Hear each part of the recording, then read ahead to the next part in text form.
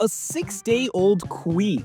Yes, you heard that right. A baby, a literal baby as queen. This is the story of Mary, Queen of Scots, who got her crown not by conquering armies or impressive speeches, but because her dad conveniently passed away 6 days after she was born. Talk about timing! It's 1542, and little Mary, the world's tiniest monarch, is handed the throne because her father, King James V, couldn't wait to abdicate. 6 days, people. 6 days! And boom, new queen. I mean, this baby didn't even have time to figure out how to crawl, let alone rule a kingdom. But wait, it gets even better. While Mary was technically the queen, she wasn't really in charge. Oh no, not yet. Her childhood was basically one long episode of Who's in Charge Today? First, it was James Hamilton, the second Earl of Arran, who took care of business for her. Then, her mother, Mary de Gauze, stepped in like a boss. I bet Mary was like, yeah, I'll just be chilling here in the royal playpen while you guys make all the decisions. By the time she was 9 months old, they even crowned her. Yep, they took this little bundle of joy and put a crown on her tiny head. Did she know what was going on? Absolutely not. Was it totally symbolic? Definitely. But hey, gotta start them young, right?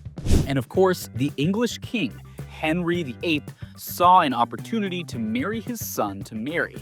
He was all like, hey, let's tie the two kingdoms together, right? I'll offer my son Edward VI to the tiny queen.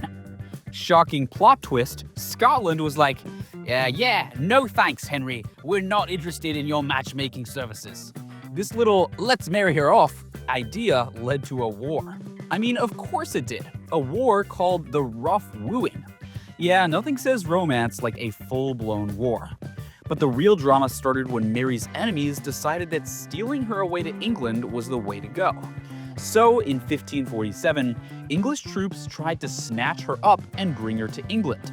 But, surprise, surprise, her mom hid her in all sorts of secret spots, like Stirling Castle and the Priory of Inchlimahome. Meanwhile, Mary was sent off to France at the tender age of 5 to make sure her country stayed buddy-buddy with France. And what's a great way to solidify an alliance? Marry the French Dauphin, of course. So at 5 years old, she got engaged to Dauphin Francis II. Fast forward to 1561.